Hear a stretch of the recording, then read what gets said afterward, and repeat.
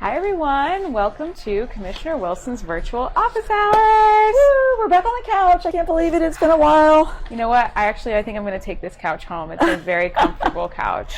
It has been a good couch to us, even if there's a couple days that go by without us being able to touch base. We've had so much going on in the community, and I think last week I had to do like a speed round catch up office hours and there with us. Yeah, actually, something we didn't put on our notes, you went to the Gotha community meeting that day. That's right. Yeah, we were actually out in Winter Garden because we had more than one thing on that side of town, and so did the quick update office hours and then headed off to Gotha. Once again, District 1, standing room only community meetings, and this was actually about a rezoning for a business that had been in place for many, many, many, many years. Somehow, at some point along the way, the county either permitted them to do it or it just slid by, but the effort right now is to make sure that they're in compliance, and so to get them into compliance may alter the way that land is regarded. And so right now it's actually zoned for agriculture, and this was a commercial use, and so there's a lot of concern about opening up a portion of the rural settlement to a commercial use. So really what I think it all came down to was finding a way, and we're working on that right now, to make sure that the use is just for this particular business, right? This is a dance studio and a karate studio, and the community has really relied on having them there. The fear is, well, if we permit that, change the whole use, what's going to stop someone from coming in and making it a more sort of invasive or intrusive commercial use? But everybody seemed to agree that the dance studio should stay, so we're going to really work hard to figure out how to make that work. So I always forget to introduce myself. So I'm Sorry. Lee Perry. I'm the Senior Aide of Commissioner Wilson's office, and I answer the district1@ocfl.net email address. You can drop questions in the chat here, and Drew, who's working with the camera, he's going to be taking the meetings that he records, like the Gotha community meeting, and putting it on the YouTube. So we will drop the link in the YouTube in the chat. Tonight, you're going to be boogieing out of here pretty soon to go to the Elysian PD community meeting out in Horizon West. Yeah, so this is it's the Waterley community. I know that you all are amazing and have been so involved and engaged along the way in the developments that are really popping up around the neighborhood there. We obviously inherited, you all did, I did, the Horizon West Development Code, which included apartment areas, but they weren't zoned apartment. It was on a future land use map in the comprehensive plan, but not zoned that way. I think last month or the month before, I don't know, it all runs together sometimes. The rezoning came to the Board of County Commissioners, and I met with residents, I met with the applicant. The residents were very clear about saying, we don't mind that there's something coming. We would just ask that it fit in. We would like to see if there could be a transition from single family to townhome to apartment, and that we get a little buffer, leave some of the trees that are there. There's some trees on the property right now. And they asked for, some architectural alignment so that the architecture of the development matched theirs. The developer of this particular project really just didn't want to budge on anything. I don't even know why he bothered having a community meeting in the first place before the rezoning, because he didn't listen to a single recommendation. He didn't budge from a single recommendation that the residents asked for, that I asked for, and in fact, at some point, I, really felt like within our comprehensive plan, I had the opportunity to get conditions of approval, and at that point, I was overruled by the rest of the board. So tonight, we get a little bit closer into the development, and so there's going to be more information about development as it goes forward. I'm going to continue to advocate for what residents want there, but I'm also going to try to keep my expectations in check, knowing that this particular applicant and this developer, they don't seem to regard what the residents want in that area. I think if you have the opportunity to talk to anybody else on the Board of County Commissioners, the mayor, everybody that weighed in that day, they should come to these meetings, because they overruled me after having, I got engaged. I was out with the community. I've listened to people.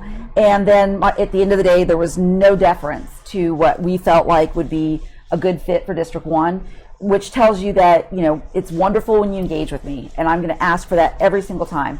But it's not enough. It has to be the entire board, because I'm only one vote.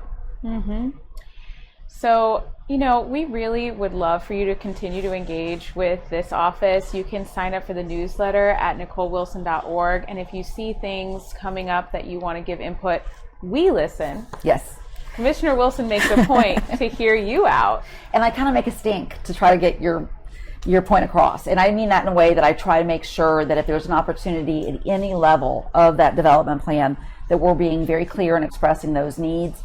I think when especially the community is pointing out safety issues and health issues, things like, hey, you know, this might be an obstructed walkway. This could be an area that if we, you know, take this out, that this is going to flood.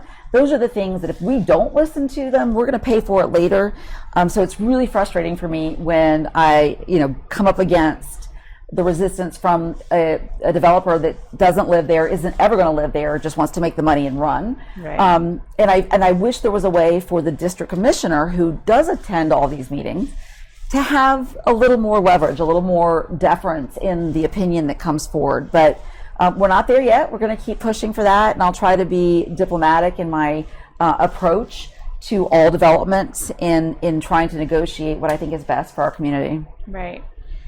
Awesome. Well, you know, you just had a Board of County Commission meeting this past week, and it's always fun to dive into the agenda and, you know, give updates to the community afterwards. So you were able to sit through a conversation about mental health, which is one of the most important conversations that we need to have in this country right now. United Way did a mental health assessment, and I think that this was the second time it's been brought back to the board to talk about updates and planning. Yeah, and you know, one of the items that was really some more funding for treatment was pulled from the consent agenda, and this is a reminder now that we're talking about it. Put it on my calendar to ask next week what happened, because yes, the county actually invested a particular amount of money to do a gaps analysis. We are so fortunate here at this county, and you know me, I'm very critical of the things I don't think that we're doing well or that we could do better. Right. But I also want to point out the times that I feel like we are really doing above and beyond, or that we are trying to hone in on what is overall a need. The state of Florida has put funding of mental health care and health care in general very low on a priority list. Aren't we like the 49th or something? We're like in the bottom 5 states. Yes. Now, I want to point out that after a horrible, horrible tragedy, like one that this country went through again this week, you know, so soon after the tragedy in Buffalo.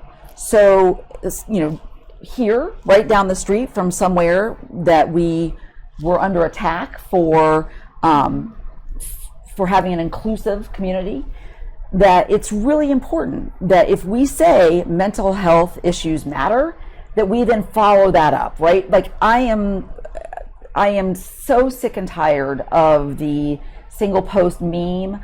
I want to see people put their money where their mouth is, right?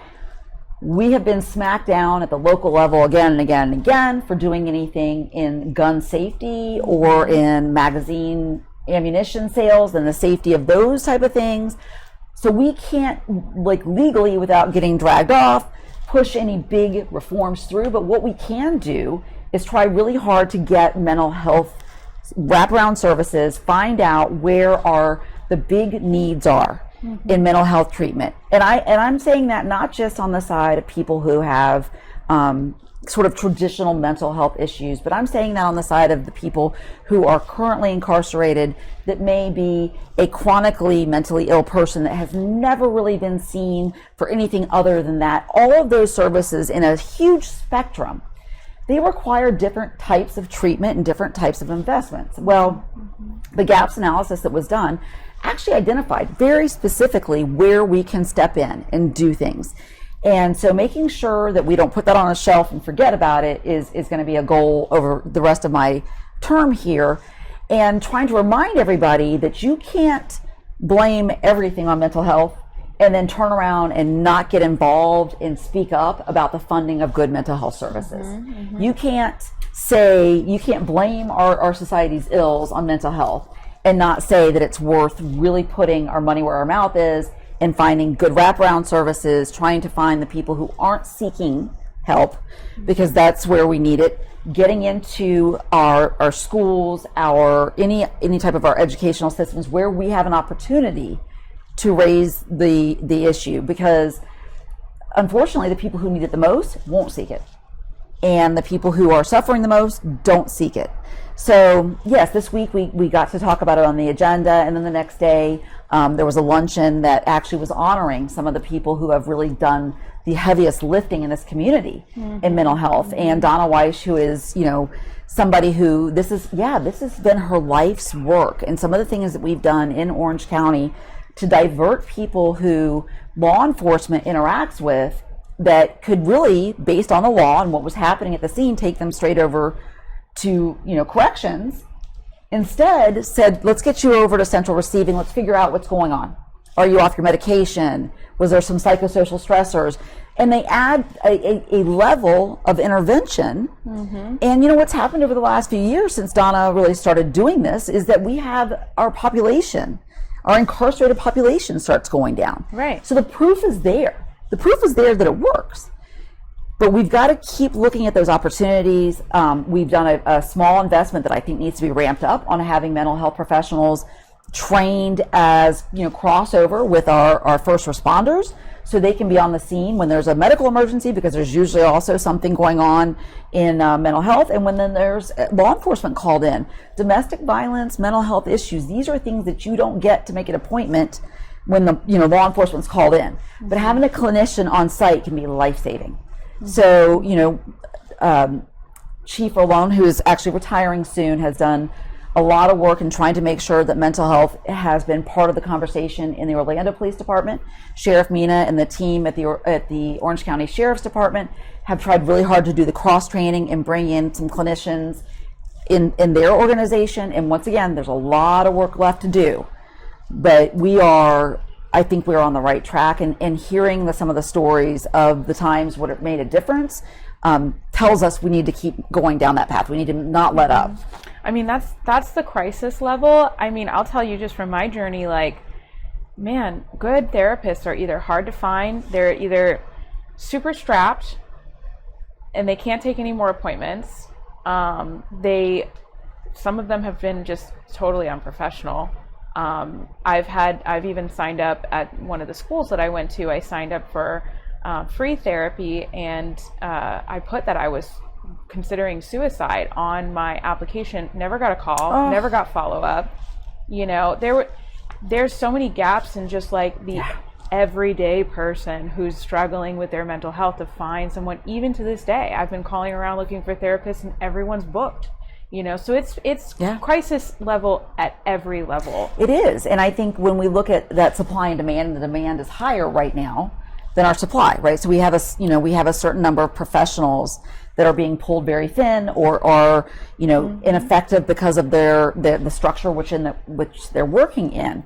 And I think that's where we have some opportunity. That's where I think the county really has some opportunity. Our health services department, I think, has some really brilliant people working there to try to find, in our children and family services, to find those opportunities. And this week the Mental Health Association luncheon felt like a very collaborative gathering, because you realize that this is the school system, this is our healthcare system. So we had our hospitals, our schools, we had law enforcement, we had the government, we had our educational post-secondary, UCF, Valencia, Rollins, because everybody at each of those places has got to be in on this conversation. And it was interesting because it was an event which I think they tried to make sure that they were providing something that was interesting, or not necessarily just the same topics that go into an agenda.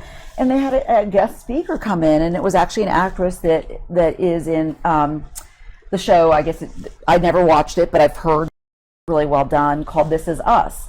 And the way she described it was that the show was the mental health trials and tribulations of everyone's family, if you were to able to condense that into a television series and make it something relatable and understandable and entertaining. And so obviously it's not perfectly accurate, but it was relatable. And every one of the characters, she said, felt to her like people that you could relate to, a family member that may have dealt with anxiety or depression or had suicidal ideations, but maybe wouldn't share it to the right person at the time.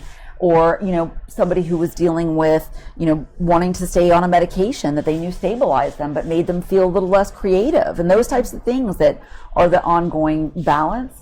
Mental health issues are so different than some of the physical things where you can run an x-ray and see the break.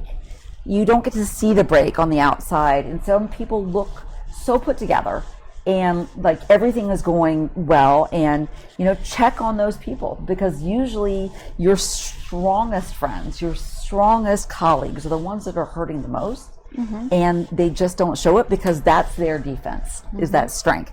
And we're all just humans. Right.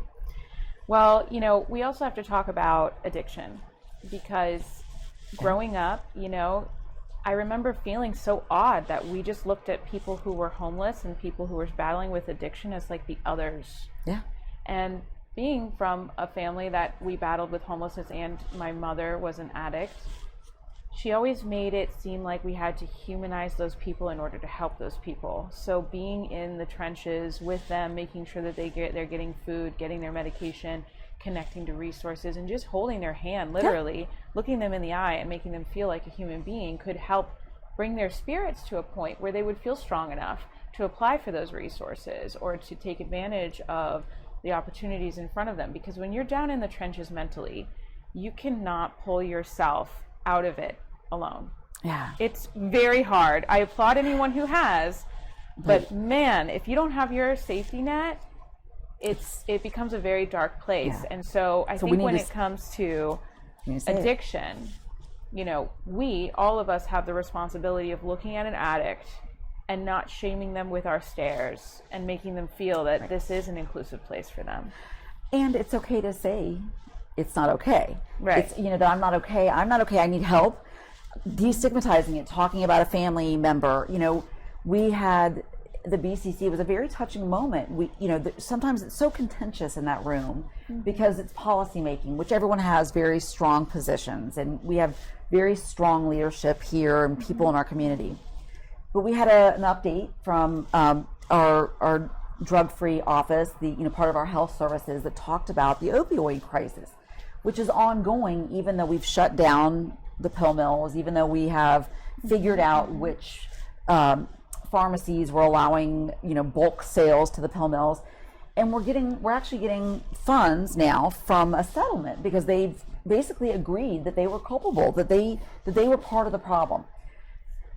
At the end of that, though, they've created these addictions, said, whoops, sorry, I know we made some money on that, we're sorry, we're going to give back some money. But they're giving the money back to governments or treatment centers, are not giving it to the people who are addicted. And the people who are addicted, by the way, are still addicted if they're alive.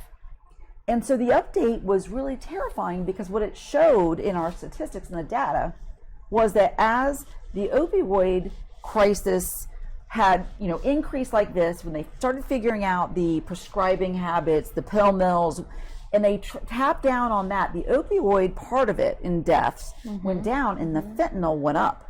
And so we're looking at right now people who are severely addicted to opioids, but willing to buy whatever they can find because their pill mill is shut down. We have an ability now, our database shows if someone's jumping from doctor to doctor. And, we had to do that, right? We did not want to continue to create this addiction, but then what did we really dropped the ball, right, in trying to get the treatment on the other end. And so scariest thing to hear, this fentanyl is killing people, one pill can do it. And to hear that sometimes it's a student who has heard that if they take some Adderall that'll keep them awake, and so they go out and they find some Adderall from someone on the street, they think it's counterfeit, and they cut it with fentanyl, and one pill later, this is someone who just wanted to get through finals, and they're dead.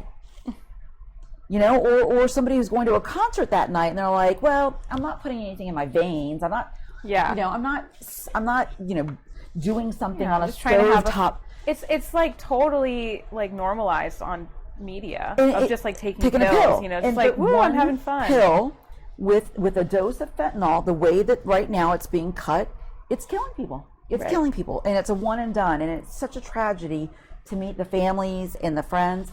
So the part of the meeting that was so touching and was that the mayor talked about losing someone, and I lost a first cousin, and like there was a moment where you realize that there is no degree of separation, that we all have been there, that I know more people in my class that have died from overdoses than cancer and car wrecks and all of it combined, and how terrifying that is.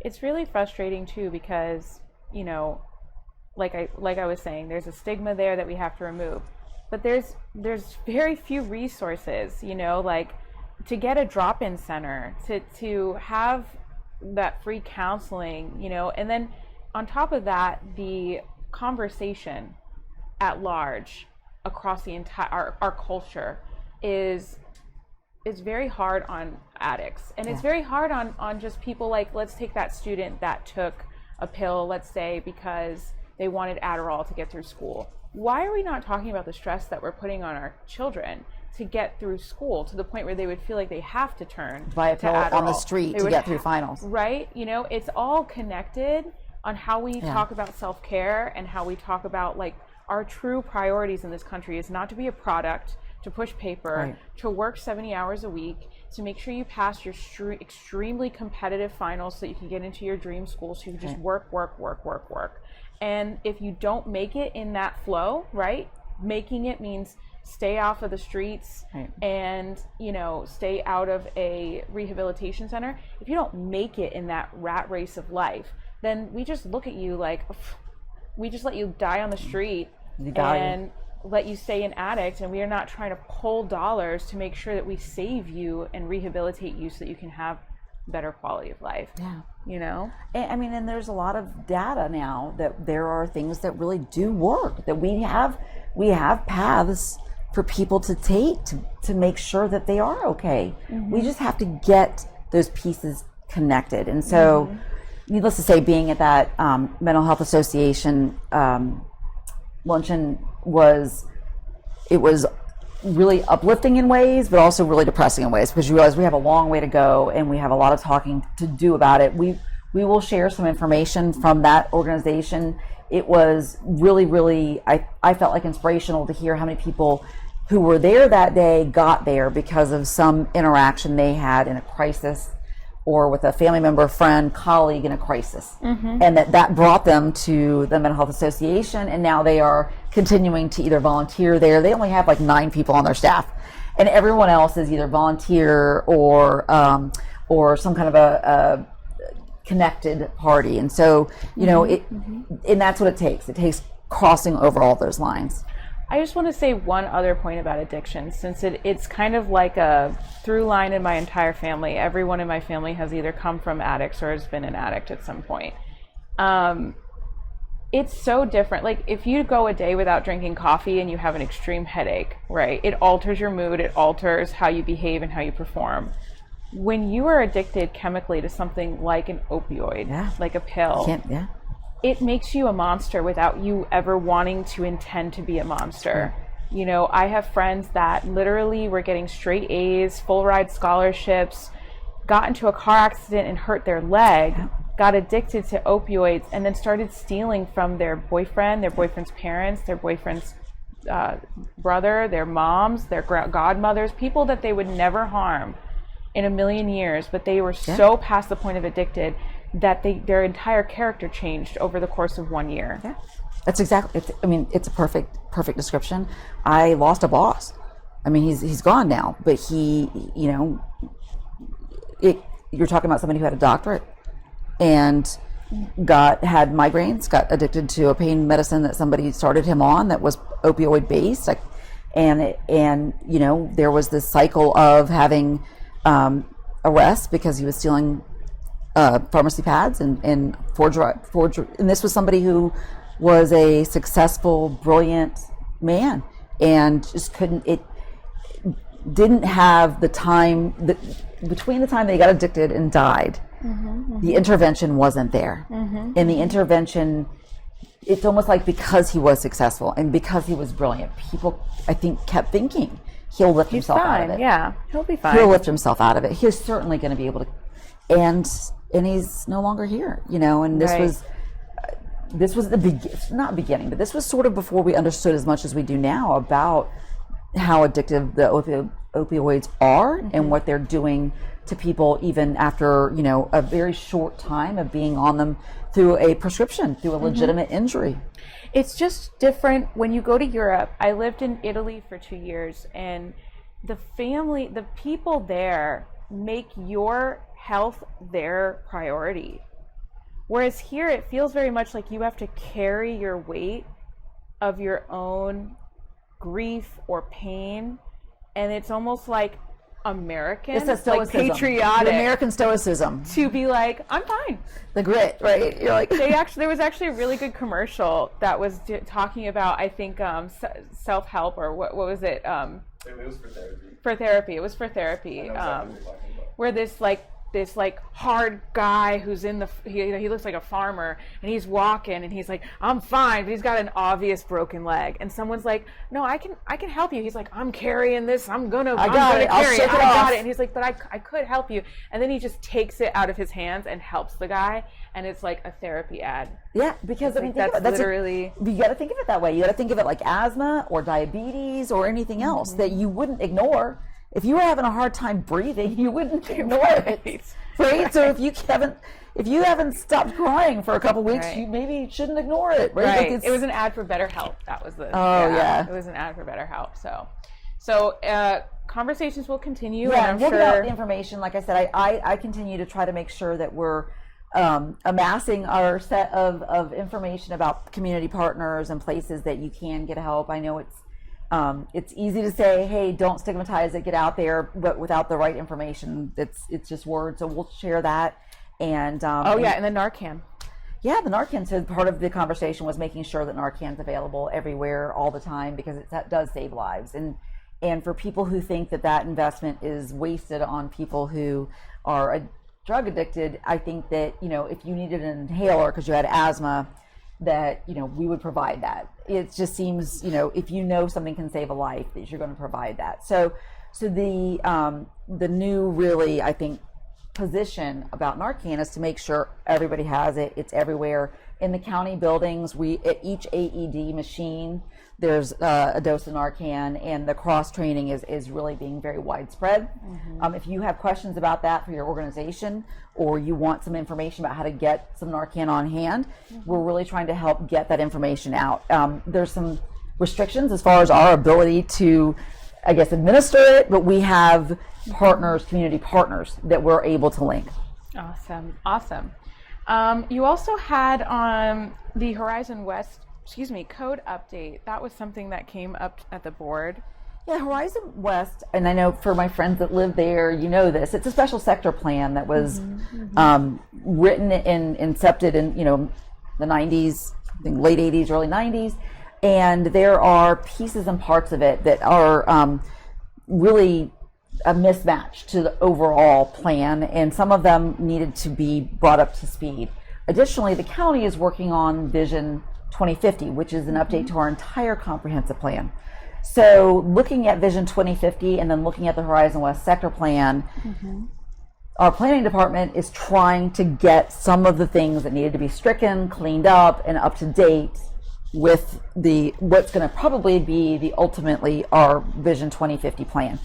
The things I like about it is we have more photo depictions, we have more things that are going to have illustrations, because I think a comprehensive plan, although technical because it has to do with our planning and development, it should be understandable by the people who live in a community and, hopefully want to just, out of curiosity, find out what part of the comprehensive plan is.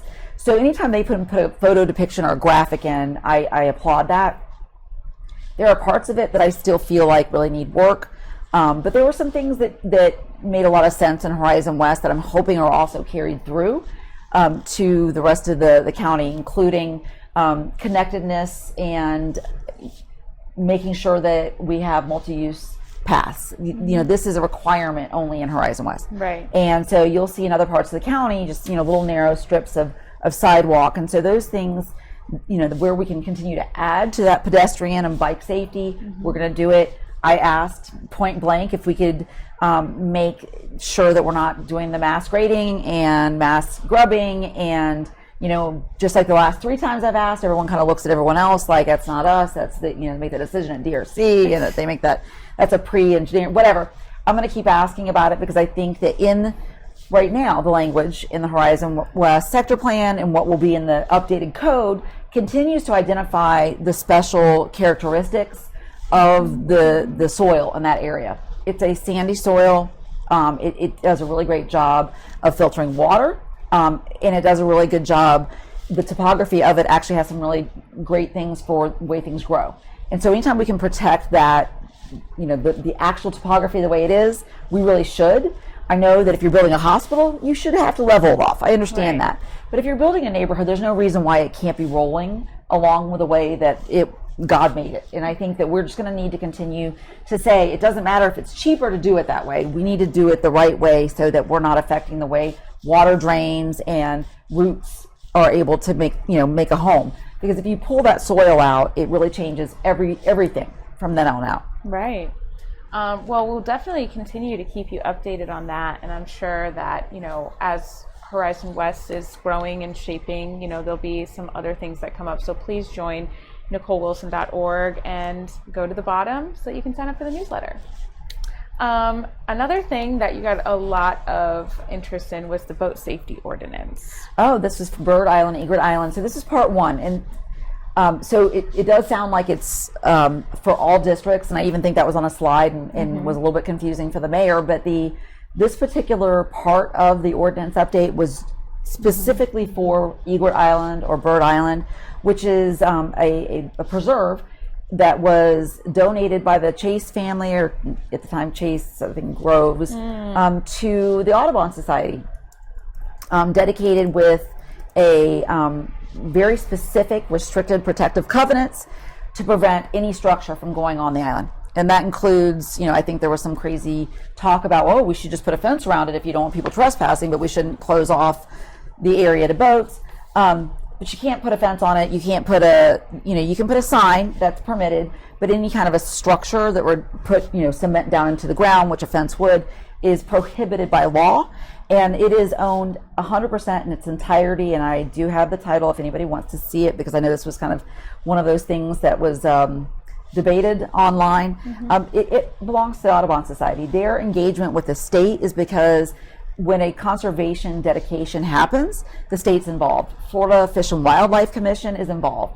And in particular, Bird Island has even more agencies involved, because there is the navigation board, which actually will pay for the improvements. So, my point during the ordinance update about creating a swim zone where the boats can't get to the, right up to beach on the island, is that for safety reasons, they've never been able to really prevent swimmers from propellers.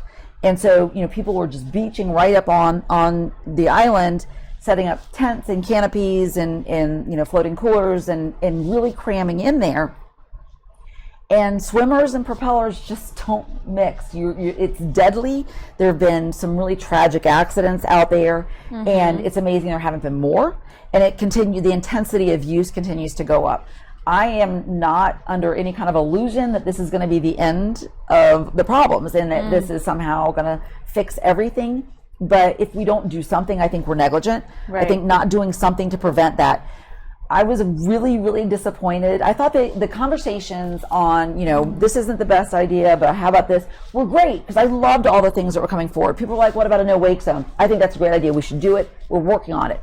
I think we should make sure there's no open container if you're out of your boat, like, an alcohol. We're going to work on that.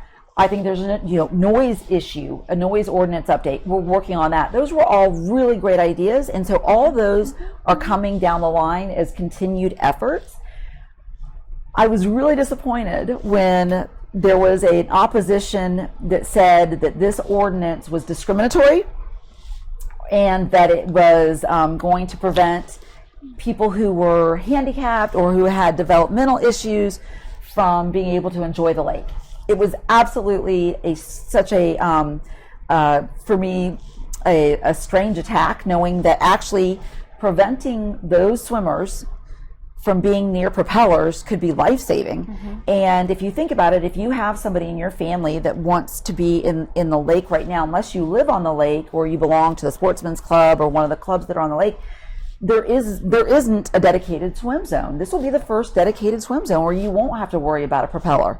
Right. And so, I think it's the exact opposite. And where they actually drew the line for the swim zone and the boat exclusion is somewhere between 3 and 4 feet in depth. And there's nothing that prohibits you from coming out and, stopping your boat outside the line, using your raft to be inside the line, swimming in there, recreating. I would say the biggest issue we've had as far as our safety have been people who were irresponsible with their boats and with their jet skis. That's probably going to continue.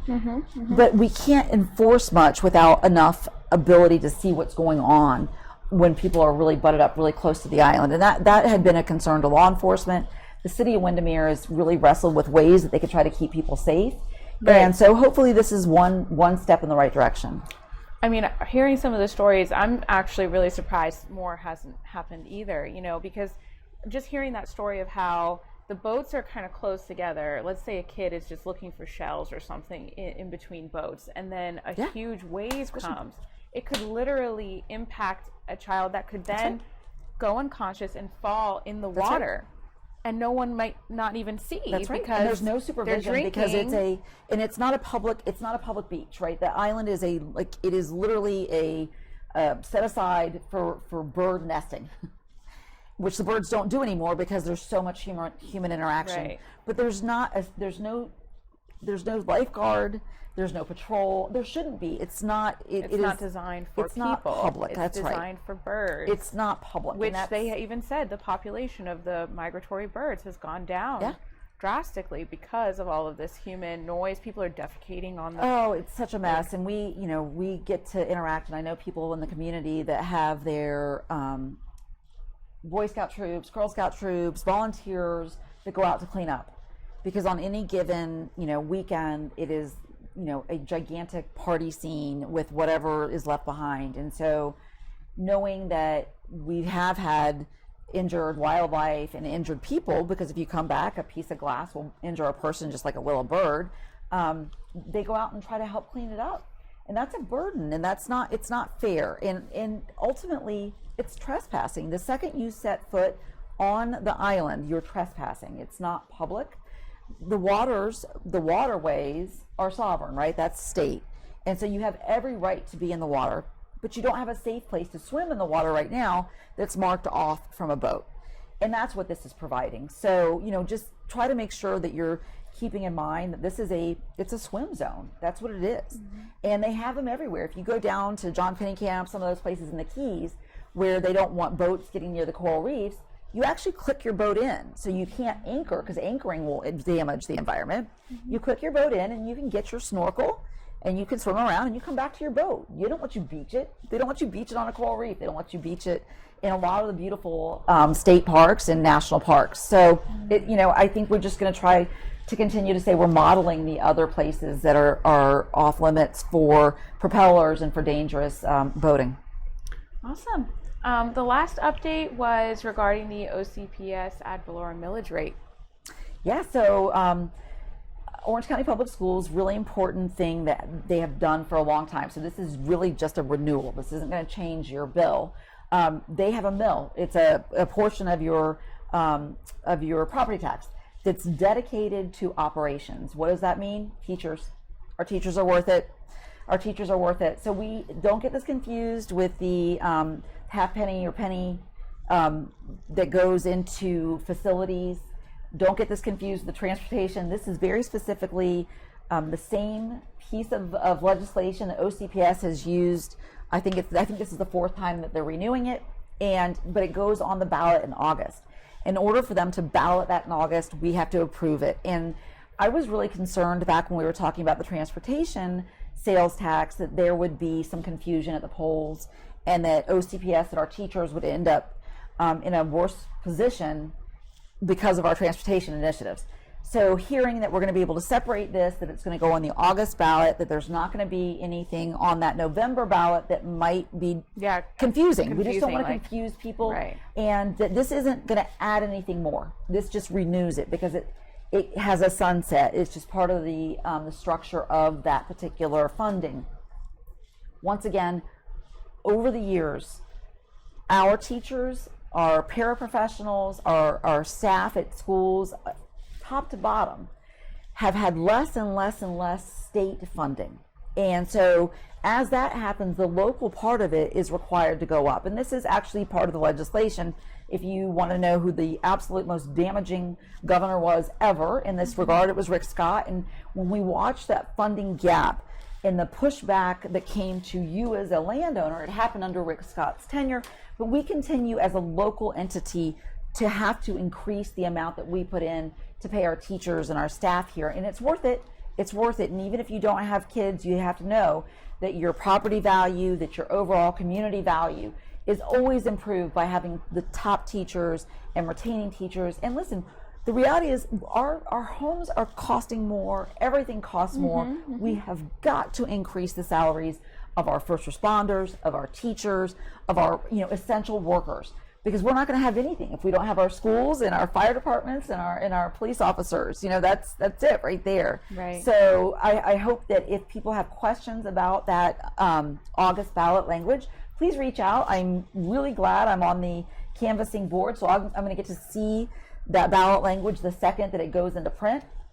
But it should all look very, it's, I think, word for word what it has been. We suggested that if they can, to bold the language, that it's a renewal, so that nobody feels like it's an additional penalty, because right now people are hurting. And one of the things that I heard again and again during the transportation conversation was the time's not right to do this. And so this is not new. This isn't an additional tax. This is a renewal. Right. I just have to say, I don't have children, but I want teachers to be paid well, because those are jobs in our community that's boosting the economy. That's people who are going to be able to afford a better quality of life and spend money here in the local community. And they work so hard. They work so hard. It's the most important job in the world. We love our teachers. And in fact, I've been considering adopting, a child, and I'm terrified of the school systems right now. I'm just terrified. Don't be. I'm so scared. I love my teachers so much. I'm scared because a lot of the teachers that I know are leaving because they're so exhausted and they can't make ends meet. Some of them are making more doing tutoring and other things. And I'm just scared for the future of our kids. We have to fight for that living wage to retain good teachers that do care. Yeah, and it's interesting because I think there's been a lot of knowledge recently that entry-level salary seems to be sort of the state platform for politicians. But our entry level is pretty much on par. It's our retention. And where if you've been a teacher in OCPS for 10 or 12 years and you're not making more than you would have if you were coming right out of college, that's a problem. That's a huge problem. And in any structure, business, entity of any kind, we need to be able to figure out how to reward and benefit the people who are working the hardest and that have been there the longest. Right. Because that's how you get your institutional knowledge, and that's how you make sure that you have mentors for the newest teachers. And so until we really understand better how we can retain that talent and keep those teachers in their classrooms, getting the next generation of teachers up to speed, we're going to have major gaps in I think that education realm. And there's nothing more important than our kids and taking care of their minds and their education and making sure that they are whole, contributing members of our society. And talk about mental health, right? Teachers are one of those gateway opportunities to have a child actually speak up when they feel discriminated against or bullied or unheard. Sometimes parents are not the easiest to approach, whether they're the greatest parents in the world or not. Sometimes it takes a teacher who sits with them most of the day. Think about the people you've trusted in your life, right? Lots of teachers. That's right. If I, in my head, think about the people in my life that when I had a question that I had no clue about who to ask, it was usually a trusted teacher. Right. And I think that to me, if we can get anything right in the next few years, it's making sure that teachers who we know We've gotten them certified. They're required to jump through all these hoops. And let's let them teach. Stop telling them that they can't teach out of a math book that includes some statistics about socioeconomic status because it's too woke. Stop telling them that they can't advise or talk to a child who has questions. I mean, I just feel like we are undermining the most amazing professionals when we do that, and they deserve more. You know, our teachers are, I'm an attorney by education. My husband's a physician, and I have a daughter that's going into education. And people are like, oh, I'm surprised she didn't want to go to be a lawyer or a doctor. And I'm like, we wouldn't have lawyers or doctors without teachers. Right. It is the most fundamental of the professions. It's the most learned of the professions. Yeah. Well, we love you, teachers. Any last words for the day before we move on to the Elysian meeting tonight? Yeah, no, I'm going to scramble out of here in a few minutes, and I'll see people out there. If you have any questions about anything that we talked about, there's so much that we probably didn't get to. There was so much on last agenda and the agenda before that. So if there's something you want to hear us talk about coming up, just let us know. We'd be glad to make sure that we add it to the list. We just want to try to hit the high notes and let you know that it's been busy, but that we're always really excited about talking to you, and that if you are, have any interest in any of it, that we can continue the conversation. Happy Thursday. We'll see you next week. Bye.